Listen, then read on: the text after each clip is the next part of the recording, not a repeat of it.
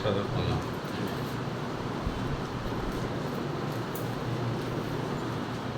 యెషయా 40వ అధ్యాయం 31వ వచనాన్ని మనం అందరం కలిసి చదువుకున్నాం. యెహోవా కొరకు ఎదురు చూచువారు నూతన బలం పొందుతారు. వారు పక్షిరాజు వలె రెక్కలు చాపి పైకి ఎగురుదు, అలయక పరిగెత్తు, సొమ్మసిలక నడిచిపో. ప్రభు యొక్క సహాయం కొరకై ప్రభు వైపు చూస్తాం. ప్రియ తండ్రి, స్తోత్రములు దేవా. ఇప్పటి వరకు మాకు సహాయపడుతూ వచ్చారు. బలవర్తమాన విషయంలో సహాయం దయచేయండి. నిలబడుచున్న నిష్ప్రయోజన దాసుని శిలో చాటును మరుగుపరచండి. నా నోట మీ వాక్కును ఉంచుతూ రమ్మని వేడుకుంటున్నాను. నన్ను మీ యొక్క ఆత్మతో నింపండి, సహాయం దయచేయండి. మీ ప్రజలైన వారు ఎటువంటి ఆత్మీయ అక్కర కలిగి ఉంటున్నారు. మీరు ఎరిగినటువంటి దేవుడు, అందరి హృదయాలను ఎరిగినటువంటి దేవుడు, దేవా, హృదయ రహస్యములు ఎరిగినటువంటి దేవుడు. మీ యొక్క ఆనంద ప్రభావంలోనిది తాగి వారు తృప్తి పొందినని సెలవిచ్చిన ప్రకారం ప్రభా, నీ ప్రజలైన వారిని మీరు పోషించే దేవుడు. ఆత్మ పరలోక సంబంధమైన, ఆత్మ సంబంధమైన ఆశీర్వాదంతో నింపే దేవుడు. పరలోక సంబంధంగా, భౌతిక సంబంధంగా మీరు ఆశీర్వదించే దేవుడు. అంతేకాకుండా మీరు వారిని ఫలింపచేసే దేవుడు, విస్తరింపజేసే దేవుడు, దీవించే దేవుడు, కాపాడే దేవుడు, నడిపించే దేవుడు. అందరిని బట్టి స్తుతిస్తుంటున్నాను. వారిని దేవా, ఈ సమయాన్ని మాకు ఆశీర్వాదాన్ని దీవెనకరంగా చేయండి. దేవా, చదవబడిన వాక్యాన్ని విరిచి పంచిపెట్టండి. దేవా, కృప చూపిస్తూ రమ్మని వేడుకుంటున్నాను. దేవా, నా నోటి మాట, హృదయ ధ్యానం మీ దృష్టికి అంగీకారం ఒకటి సహాయం దయచేయండి. వినగల చేయండి, గ్రహించగల హృదయాన్ని దయచేయండి. దేవా, నీ ధర్మశాస్త్రంలోని ఆశ్చర్యమైన సంగతి చూస్తున్నట్లు మా కన్నులు తెరవండి. మాతో మాట్లాడుతూ రమ్మని వేడుకుంటున్నాను. మీరు వాక్యమై ఉన్న దేవుడు. దేవా, కృప చూపించండి. దేవా, దయ చూపిస్తూ రమ్మని సమయాన్ని మాకు ఆశ్రయం దీవెనకరంగా చేశారు. యేసుక్రీస్తు నామమున స్తుతించి ప్రార్థించడి వేడుకుంటున్నాను పరమ తండ్రి. ఆమేన్.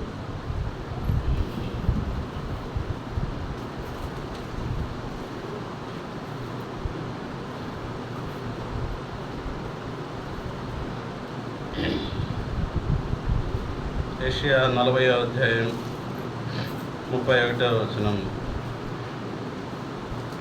యెహోవా కొరకు ఎదురు చూచువారు నూతన బలము. కాబట్టి యెహోవా కొరకు మనం ఎదురు చూడాలి. దేవుడు మన యొక్క జీవితంలో అనేక వాగ్దానాలు చేస్తాడు. ఆ యొక్క వాగ్దానాన్ని మనం స్వతంత్రించుకోవాలంటే మన విశ్వాసంతో మనం ఏం చేయాలా? ఆ వాగ్దానం బట్టి ఏం చేయాలా? ఎదురు చూడాలా, ప్రార్థించాలా. కాబట్టి మనం మన యొక్క కష్టాలు వచ్చినప్పుడు, మనకు శ్రమ వచ్చినప్పుడు దేవుడు మనల్ని ఎడబాసాడని మనం అనుకోకూడదు.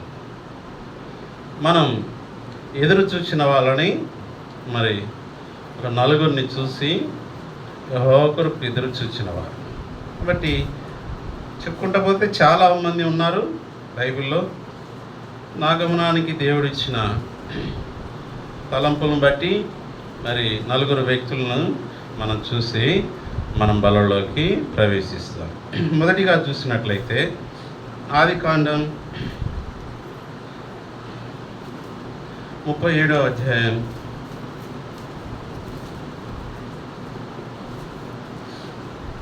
2వ వచనాన్ని మనం చదువుకున్నాం.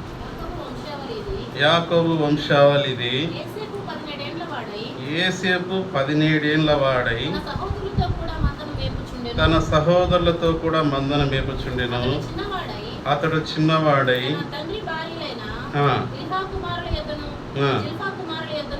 ఉండెను.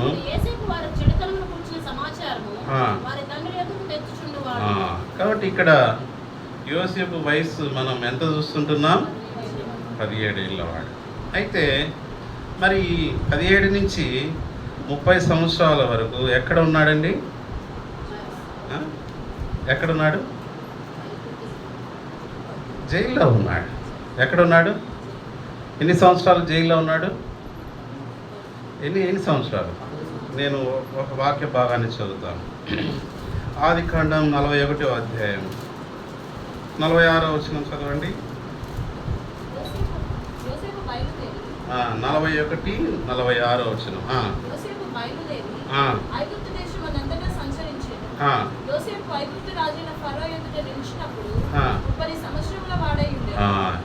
అక్కడ మొదట మనం ఎన్ని సంవత్సరాలు అప్పుడు చూసాం? 17 సంవత్సరాలప్పుడు ఎక్కడ వెళ్తాడు? తన అన్నల దగ్గరికి వెళ్తాడు. వెళ్ళినప్పుడు ఏం చేస్తారు వాళ్ళు?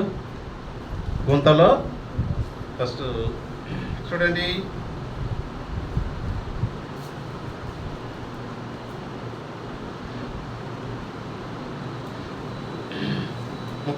18వ వచనం చదవండి. ఆదికాండం 37వ అధ్యాయం 18వ వచనం.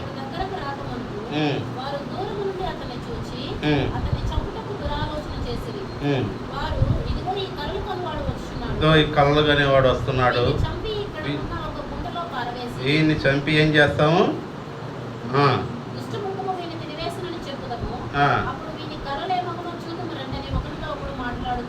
కాబట్టి మొదటి ఆలోచన ఏమొచ్చింది? వాడిని ఫస్ట్ చంపాలని వచ్చింది.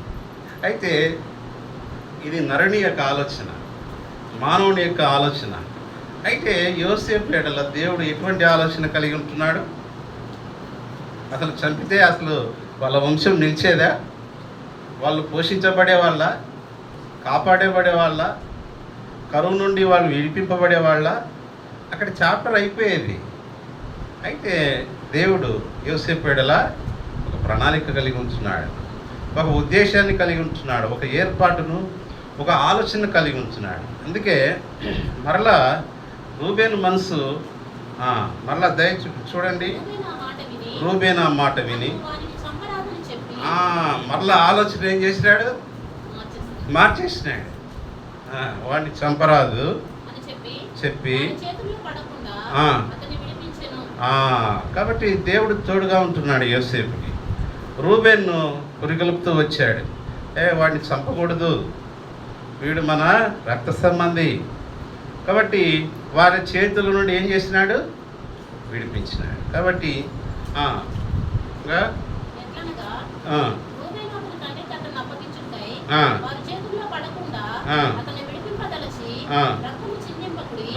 రక్తం చిందింపకుడి.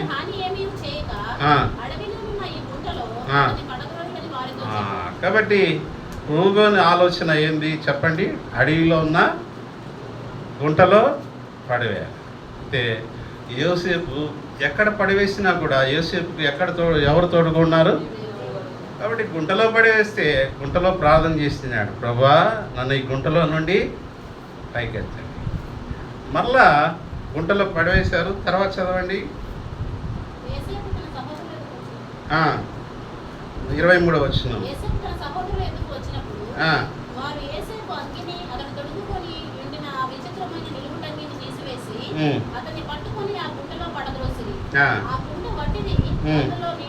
నీళ్లు లేవు.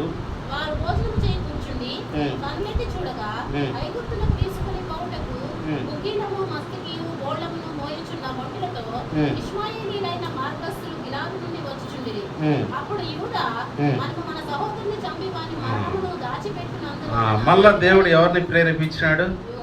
యూదాను ప్రేరేపించినాడు.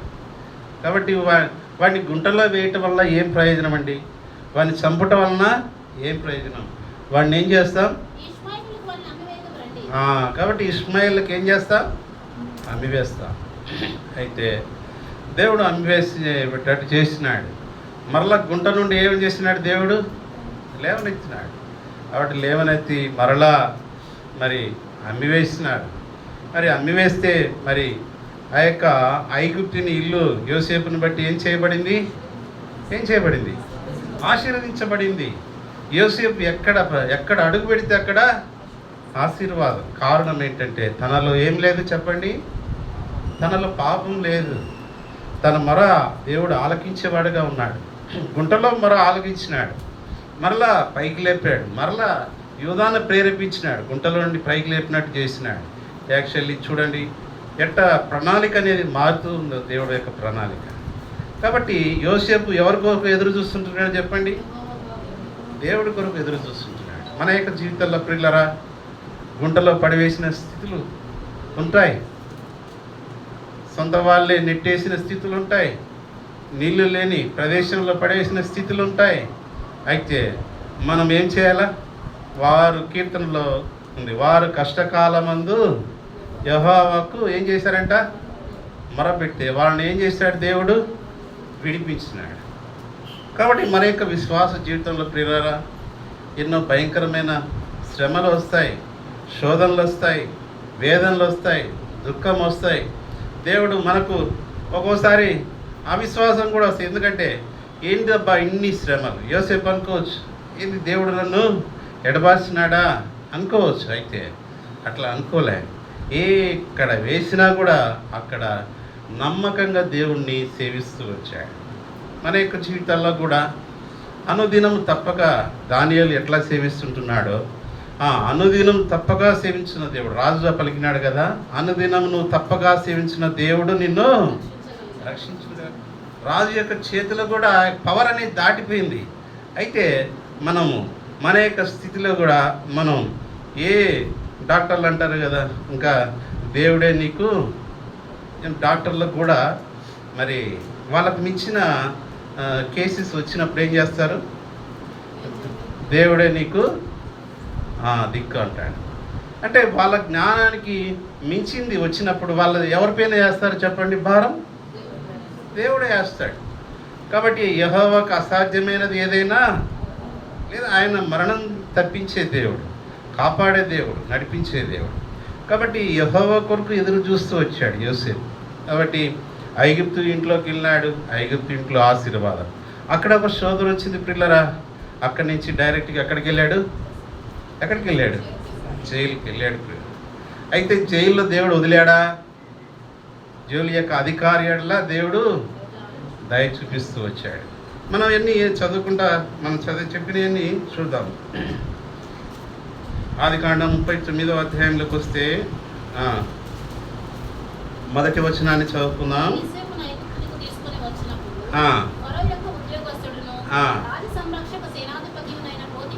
పోతిఫరును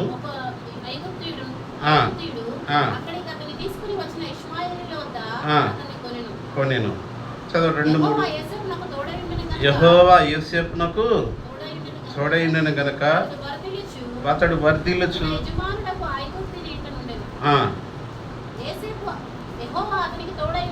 యెహోవాకు అతనికి తోడైండెననియు చేసినని యజమానుడు చూసినప్పుడు, కాబట్టి యజమానుడు చూసినప్పుడు యోసేపు మీద అతనికి ఏం కలిగింది? కటాక్షం కలిగింది. కనుక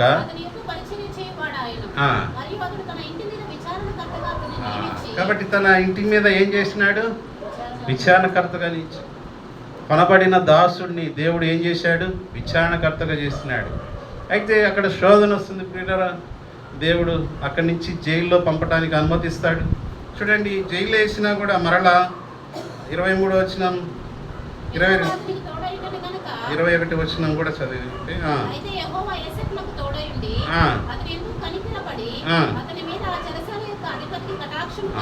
అక్కడ యజమానుడి ఏళ్ళ కటాక్షం కలిగినాడు. ఇక్కడ చెరసాల అధిపతి ఏం చేసినాడు? అధిపతికి కటాక్షం కలిగినట్లు చేసినాడు. 22వ వచనం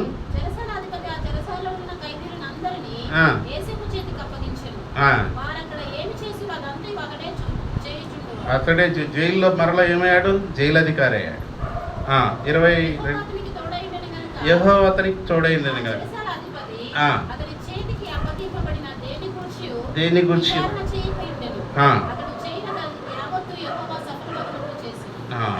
కాబట్టి పిల్లరా ఈ విధంగా యోసేపు ఎన్ని సంవత్సరాలు జైల్లో ఉంటాడు? మనం చదివాం కదా. ఎప్పుడు బయటికి వస్తాడు? 17 సంవత్సరాల్లో వెళ్తాడు. ఎప్పుడు 13 సంవత్సరాల వరకు ఎక్కడ ఉంటాడు?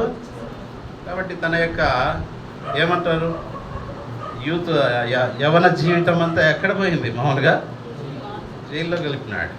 కాబట్టి యోసేపు 17 సంవత్సరాల్లో ఒక అల్లరి చిల్లరగా లేదు. తన తండ్రి దగ్గర ఉన్నప్పుడు తన అన్నల యొక్క చెడ్డ సమాచారం అంతా ఎవరికి అందిస్తుంటున్నాడు? యోసేపు తన యొక్క తండ్రికి అందిస్తుంటున్నాడు. కాబట్టి యోసేపు యొక్క జీవితం చూసినట్లయితే ప్రభు కోసం ఎదురు చూస్తూ వచ్చాడు. ఎన్ని సంవత్సరాలు ఎదురు చూస్తూ వచ్చాడు చెప్పండి? అమ్మివేయబడిన వ్యక్తి ఏదైనా నిరీక్షణ ఉంటుందా? తల్లిదండ్రులు అందరూ, అన్నదమ్ములు అందరూ దూరం అయ్యారు. అయితే ధైర్యం చూడండి, ఎంత ధైర్యం చూడండి. కాబట్టి యెహోవా కొరకు ఎదురు చూచువారు. కాబట్టి అక్కడ జైలు నుంచి దేవుడు ఎక్కడ ప్రధానమంత్రి స్థాయికి తీసుకుని వచ్చేవాడుగా ఉంటున్నాడు. కాబట్టి మన యొక్క విశ్వాస జీవితంలో మనం యెహోవా కొరకు ఏం చేయాలి? ఎదురు చూడాలి. మన కష్టాలు వస్తాయి. విశ్వాస జీవితంలో దావీదు అంటాడు కదా, శ్రమ వచ్చుట నాకు. కాబట్టి మన యొక్క జీవితాల్లో శ్రమలు ఎందుకు వస్తాయి చెప్పండి? శ్రమలు ఎందుకు వస్తాయి? మన మేలు కొరకు వస్తాయి. శ్రమలు వచ్చినప్పుడు మనం దేవుడిని వాటిని ఆస్వాదించాలి, ఆహ్వానించాలి. ప్రభు ఆ శ్రమల్లో దేవుడు మనకు తోడే ఉండేవాడుగా ఉంటాడు.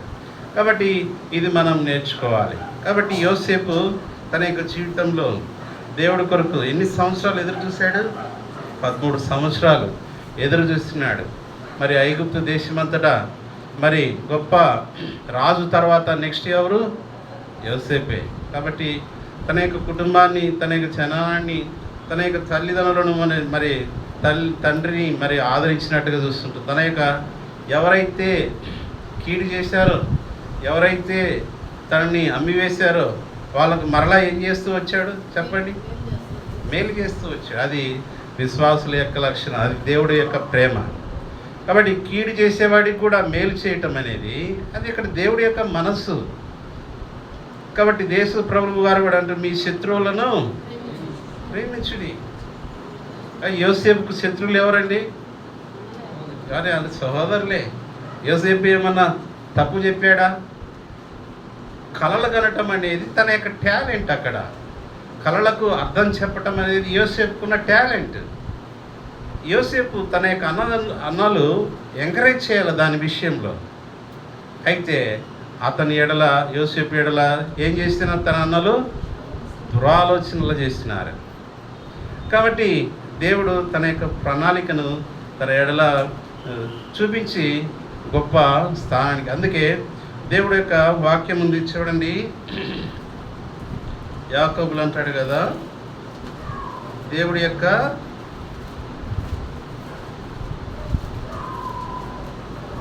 బలిష్టమైన హస్తముల కింద పేతురు మొదటి పేతురు 5వ అధ్యాయం చూడ 6వ వచనం. దేవుడు తగిన సమయమందు మిమ్మల్ని హెచ్చించినట్లు. ఆయన యొక్క బలిష్టమైన చేతుల కింద ఎట్లా ఉండాలంట చెప్పండి? దీన మనసుకులై తగిన సమయమందు హెచ్చించినాడు. యోసేపుని హెచ్చించుటకు దేవుడు ఎన్ని సంవత్సరాలు పట్టిందండి? 13 సంవత్సరాలు. 13 సంవత్సరాలు తనకు ట్రైనింగ్ ఎక్కడ ఇస్తున్నాడు దేవుడు? చెరసాల్లో ఇస్తుంటున్నాడు. ఎక్కడ వేసినా కూడా దేవుడు వదలలే. దేవుడు వాగ్దానం, నేను నిన్ను విడవను. ఆయన ప్రామిసెస్. ఇది ఒక్కరికి ఇచ్చిందే, అందరికి ఇచ్చిందే. దేవుడు విడిచే దేవుడు కాదు, ఎడబాసే దేవుడు కాదు. మనం అనుకోవచ్చు, మనం ఏదైనా యోసేపు అనుకోవచ్చు, నన్ను ఎందుకు 13 సంవత్సరాలు జైల్లో ఉంచారు, ఎడబాసి అనుకోవచ్చు. అది కాదు. దేవుడు తనకు ట్రైనింగ్ చేస్తూ వచ్చాడు. ప్రియులారా, మనకు వచ్చే కష్టాలు, శ్రమలు అనేవి దేవుడు మనకు ట్రైనింగ్ చేయటానికే తప్ప ఆ పరలోక రాజ్యానికి సిద్ధపరచాలంటే ఈ లోకంలో దేవుడు మనకి ఒక ట్రైనింగ్ అన్నమాట. కాబట్టి యెహోవా కొరకు ఎదురు చూచువారు నూతన బలం. కాబట్టి యెహోవా కొరకు ఎదురు చూసినట్లయితే నూతన బలం వస్తుంది. మన యొక్క విశ్వాస జీవితంలో అది మనం గ్రహించవలసిన విషయం. రెండో వ్యక్తిని మనం చూసినట్లయితే రెండో వ్యక్తిని చూసినట్లయితే ఆదికాండం 12వ అధ్యాయం 4వ వచనానికి వస్తాం. ఆదికాండం 12వ అధ్యాయం 4వ వచనం. అతనితో చెప్పిన ప్రకారం అబ్రహాము వెళ్ళెను. సారీ ఆదికాండం 12వ అధ్యాయం 4వ వచనం చదువు. అబ్రాము వారాల నుండి బయలుదేరినప్పుడు 75 ఏళ్ల ఈడు గలవాడు. ఆది కాండం 12వ అధ్యాయం 4వ వచనం. సారీ రెండవ వచనం. నిన్ను గొప్ప జనముగా చేసి నిన్ను ఆశీర్వదించి నీ నామమును గొప్ప చేయుదును. నీకు ఆశీర్వాదముగా ఉండును. నిన్ను ఆశీర్వదించు వారిని ఆశీర్వదించదును. నిన్ను దూషించు వారిని శపించదును. భూమి యొక్క సమస్త వంశములు నీ యందు ఆశ్రయించబడునని. 4వ వచనం చదవండి. యెహోవా అతనితో చెప్పిన ప్రకారము అబ్రాము వెళ్ళెను. లోతు అతనితో కూడా వెళ్ళెను. అబ్రాము హారాను నుండి బయలుదేరినప్పుడు 75 ఏళ్ల ఈడు గలవాడు. ఎన్ని సంవత్సరాలు ఈడు గలవాడు? కాబట్టి దేవుడు అబ్రహాంకి ఏం చెప్పాడు? నీ యందు నీ సంతానమందు భూమి యొక్క సమస్త వంశంలో నీ యందు ఆశ్రయించు. కాబట్టి దేవుడు వాగ్దానం ఇచ్చినాడు. ఎన్ని సంవత్సరాల్లో దేవుడు వాగ్దానం ఇచ్చిన అబ్రాహాంకి? 75 సంవత్సరాలు అప్పుడు. అయితే ఆ యొక్క వాగ్దానాన్ని మరలా ఎప్పుడు నెరవేర్చినాడు? చదువుదాం. ఆది కాండం 21వ అధ్యాయం 5వ వచనం. 21వ అధ్యాయం. అబ్రహాం కుమారుడైన ఇస్సాకు అతనికి పుట్టినప్పుడు, కాబట్టి ఇస్సాకు పుట్టినప్పుడు ఆయన వయసు ఎంత? కాబట్టి వాగ్దానం అనేది ఏ సంవత్సరంలో చేస్తున్నాడు? 75వ సంవత్సరంలో చేస్తున్నాడు.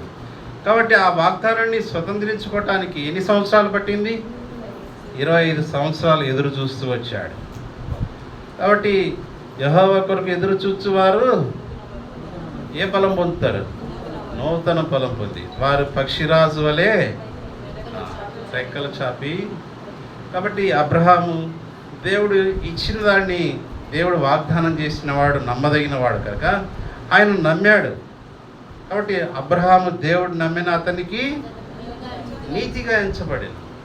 కాబట్టి మన యొక్క విశ్వాస జీవితంలో ప్రభు ఇచ్చిన వాగ్దానం కొరకు ఏం చేయాలా చెప్పండి? వాగ్దానం ఇచ్చి అది నెరవేర్చేవాడు. మనం పాట పాడతాం, ఉదయకాలంలో పాడాం. వాగ్దానాలను ఇచ్చి నెరవేర్చే దేవుడు. కాబట్టి ఈ లోకంలో ఎన్నో వాగ్దానాలు ఇస్తారు. అది నెరవేర్చడానికి వాళ్ళు సమర్థులా? అయినా దేవుడి వాక్యం ఉంది, యెహోవాకు అసాధ్యమైన కార్యం ఏది లేదు. కాబట్టి అబ్రహాం జీవితంలో దేవుడు వాగ్దానం ఇచ్చినాడు. అది ఆ వాగ్దానం పొందుకోవడానికి మరలా 25 సంవత్సరాలు పడుతూ వచ్చింది. కాబట్టి మూడో వ్యక్తిని మనం చూస్తాం. చూడండి, నిర్గమకాండం 7వ అధ్యాయం 7వ వచనం.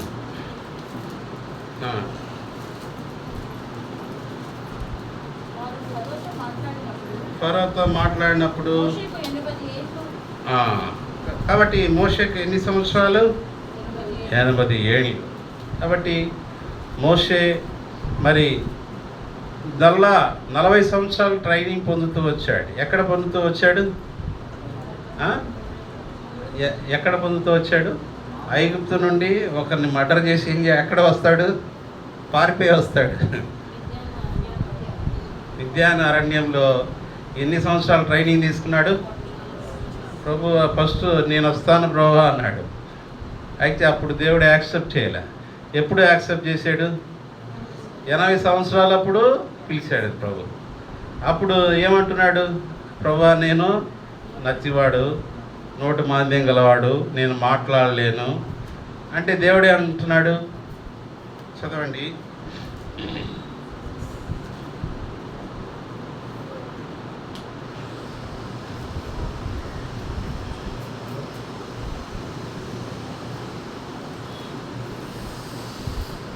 ఆది నిర్గమకాండం 4వ అధ్యాయం 10-11 వచనాలు. అప్పుడు మోషే ఇంతకు మునుపైనను నేను మాట నేర్పని కాను అంటున్నాడు. రెండో విషయం నోటి. కాబట్టి మోషేకి ఏం మాట? మోషే నత్తివాడు. దేవుడు వాక్యం స్పష్టంగా తెలుస్తుంది. నోటి మాంద్యం అంటే ఏంటి? నోటి మాంద్యము, నాలుక మాంద్యం గలవాడు. కాబట్టి మోషే నత్తివాడు.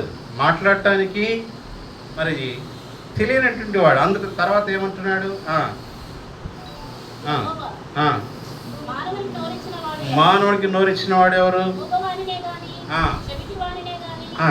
దృష్టిగలవానినే గాని, ఆ. గుడ్డివానినే గాని ఆ. పుట్టించిన వాడెవడు? పుట్టించగలవాడు ఎవరు? యెహోవానైన నేనే కదా. యెహోవానైన నేనే కదా. కాబట్టి ఈ విషయంలో మరి విడవలేదు ఇది. మరి యెహోవా కొరకు 40 సంవత్సరాలు మోషే మరి ఆ మిథ్యాను అరణ్యంలో మరి ట్రైనింగ్ పొందుతూ వచ్చాడు. అయితే దేవుడు ఆ 80 సంవత్సరంలో దేవుడు మరలా దేవుడు ఏర్పరచుకున్నాడు నాయకుడిగా. ఇశ్రాయేల్ని మరి నడిపించడానికి దేవుడు నాయకుడిగా ఏర్పరచుకున్నాడు. ఆ యొక్క అరణ్యంలో గొర్రెలు తన యొక్క మామ దగ్గర పెంచుతున్నప్పుడు మరి మొదటిగా దేవుడు దర్శించింది ఆ యొక్క ముళ్ళ పొదలో దేవుడు దర్శిస్తూ వచ్చాడు. అప్పుడు దేవుడు మాట్లాడుతూ వచ్చాడు. దేవుడు మాట్లాడుతూ వచ్చినప్పుడు సాకులు చెప్తుంటున్నాడు. కాబట్టి విడవలేదు. అయితే నువ్వు ఐగుప్తులో ఉన్న ప్రజలను ఏం చేయాలా? ఇశ్రాయేల్ ప్రజలను ఏం చేయాలా? విడిపించాలా. కాబట్టి అయితే దేవుడు వదలలేదు. కాబట్టి 40 సంవత్సరాలు దేవుడు నడిపిస్తూ వచ్చాడు. చూడండి, ఆ యొక్క ద్వితీయోపదేశకాండం 34వ అధ్యాయం 7వ వచనంలో చూసినట్లయితే, ద్వితీయోపదేశకాండం 34 7వ వచనం. మోషే చనిపోయినప్పుడు 120 సంవత్సరాలు ఈడు కలవాడు, అతనికి దృష్టి మాంద్యం లేదు. కాబట్టి చనిపోయేటప్పుడు కూడా ఏం లేదంట. ఎన్ని సంవత్సరాలు అప్పుడు? 120 years, 120 సంవత్సరాలు. దృష్టి మాంద్యం లేదు అంటే చూపు తగ్గలే, ఇంకా సత్తువ తగ్గలేదు. కాబట్టి 80 సంవత్సరాలు అప్పుడు పిలిచినాడు. కాబట్టి 40 సంవత్సరాలు అప్పుడు మోషే ముందరకు వచ్చినాడు. అయితే దేవుడు రిజెక్ట్ చేస్తున్నాడు. అయ్యా నీకు ఇంకా ట్రైనింగ్ కావాలా? మరి అరణ్యంలో తిప్పుతూ వచ్చాడు. తర్వాత 80 సంవత్సరాలు పిలుస్తాడు. 80 సంవత్సరాల నుంచి ఆ యొక్క ప్రజలను నడిపించడానికి ఎన్ని సంవత్సరాలు పట్టింది? 40 సంవత్సరాలు, 120 సంవత్సరాల వరకు మరి జీవిస్తూ మరి దేవుడు కొరకు ఎదురు చూస్తూ వచ్చాడు. దేవుడి కోసం కనిపెడుతూ వచ్చాడు. దేవుడు యొక్క స్వరాన్ని విన్నటువంటి వ్యక్తి, దేవుడితో ముఖాముఖిగా మాట్లాడినటువంటి వ్యక్తి, మరి దేవుడి దగ్గర నుండి ఆజ్ఞలు పొందుకున్నటువంటి వ్యక్తి. కాబట్టి ఎంతో మోషే గురించి దేవుడు ఏమని సెలవిస్తారు? మోషే నా ఇల్లంతటిలో. ఈ నమ్మకానికి ముందల మోషేకున్న మొదటి ఒక హంతకుడు. మోషే జీవితంలో చూసినట్లయితే నాయకుడు కాకముందల మోషేకి కోపం ఎక్కువ. అంటే కోపం అంటే ఇశ్రాయేల్ ప్రజల ఎడల వైరాగ్యం. అంటే ఐగుప్తుడు ఇశ్రాయేల్ని కొడితే వాడిని ఏం చేస్తున్నాడు? కోపంతో చంపేసి ఇసుకలో కప్పిపెట్టినాడు. కాబట్టి ఆ విషయం తెలిసింది, పారిపోతూ వచ్చాడు. కాబట్టి ఈ యొక్క విశ్వాస జీవితంలో మనం యెహోవా కొరకు ఎదురు చూసేవారుగా ఉండాలి. లాస్ట్గా చూసినట్లయితే ప్రభువైన యేసుక్రీస్తు వారు తను 30 సంవత్సరాలు తన యొక్క తల్లిదండ్రులకు లోబడుతూ వచ్చాడు. 3.5 సంవత్సరం పరిచర్య చేస్తూ వచ్చాడు. కాబట్టి 30 సంవత్సరాలు యేసుక్రీస్తు ప్రభువారు ఏం చేస్తూ వచ్చాడు? ఎదురు చూస్తూ వచ్చాడు. 30వ సంవత్సరం కంప్లీట్ తర్వాత 3.5 సంవత్సరం పరిచర్య చేస్తూ వచ్చాడు ఈ లోకంలో ప్రభుకి. ఆ యొక్క 3.5 సంవత్సరం పరిచర్య చేసిన తర్వాత తన యొక్క కార్యాన్నంతా ముగిస్తూ వచ్చాడు. కాబట్టి యెహోవా కొరకు ఎదురు చూచువారు. కాబట్టి మన యొక్క జీవితంలో ఏదైతే లేట్ అవుతుందో అది ఆశీర్వాదం అనేదిగా మనం తలంచుకోవాలి. సామెతల్లో ఒక భాగాన్ని మనం చదువుకుందాం. ఈ 20వ అధ్యాయం చూడండి, 21వ వచనం. సామెతలు 20వ అధ్యాయం 21వ వచనం. మొదట బహు త్వరితంగా దొరికిన స్వాస్థ్యము.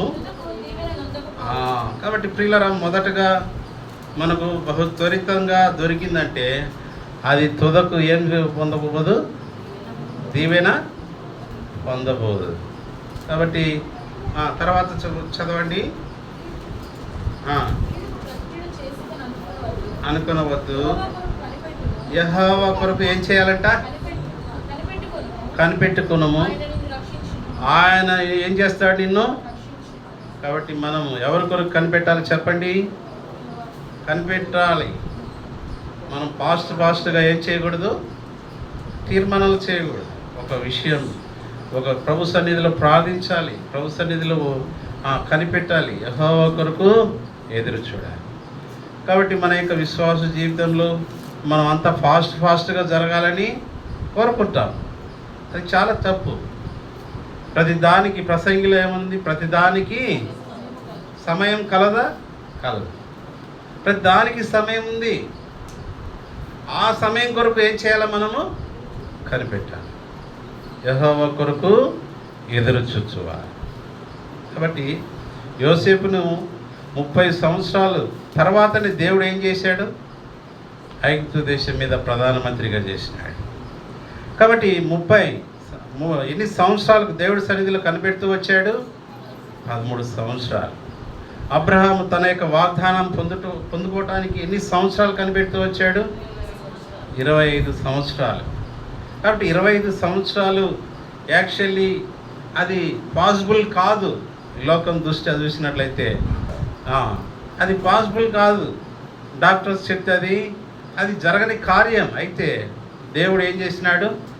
యెహోవాకు అసాధ్యమైనది అంటాడు కదా. మన ఆదికాండంలో చూద్దాం. అది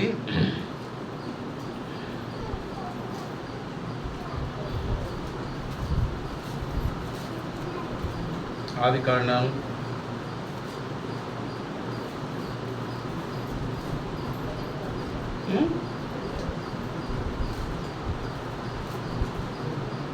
18వ అధ్యాయం 10వ వచనం.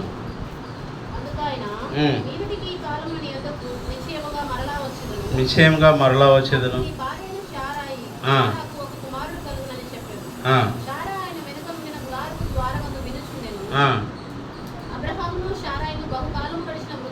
వృద్ధులై ఉండిరి.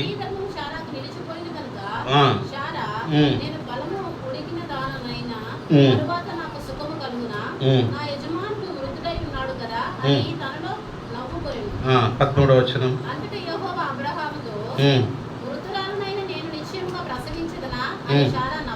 నవనేల. యెహోవాకు అసాధ్యమైనది ఏదైనా ఉన్నదా?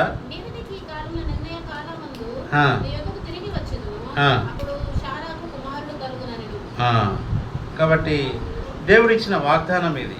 ఏ సంవత్సరంలో ఇచ్చినాడు? 75వ సంవత్సరంలో దేవుడు అబ్రహాంకు వాగ్దానం ఇస్తాడు. అయితే అది ఎప్పుడు నెరవేరింది? యెహోవాకు అసాధ్యమైనది ఏదైనా ఉన్నదా? శారా నవ్వింది. ఆ నవ్వటాన్ని దేవుడు చూసినాడు. శారా నవ్వనేల. కాబట్టి దేవుడి కొరకు ఎదురు చూస్తున్నాడు. యెహోవా కొరకు ఎదురు చూసేవారు నూతన పక్షిరాజు వలె అలయక. కాబట్టి ప్రియమైన వాళ్ళరా, మన యొక్క విశ్వాస జీవితంలో ఆ విధంగా 4 వ్యక్తులను మనం చూస్తూ వచ్చాం. యోసేపు, అబ్రహాం, మూడవ విషయం చూసినట్లయితే మోషే, 4వది ప్రభువైన యేసుక్రీస్తు. ఆ విధంగా మన యొక్క విశ్వాస జీవితంలో ప్రభు కోసం కనిపెట్టుకునే వారుగా ఉండాలి. దేవుడి యొక్క ఇచ్చిన వాగ్దాన కొరకు కనిపెట్టుకునే వారుగా ఉండాలి. దానికోసం మనం ప్రార్థించేవారుగా ఉండాలి. ఆ విధంగా ఉండుటకు ప్రభు మనకు సహాయం తెచ్చు. మనం బలలోకి వెళ్దాం. అందరం మోకరించినట్లయితే మనం పరీక్షించుకుందాం.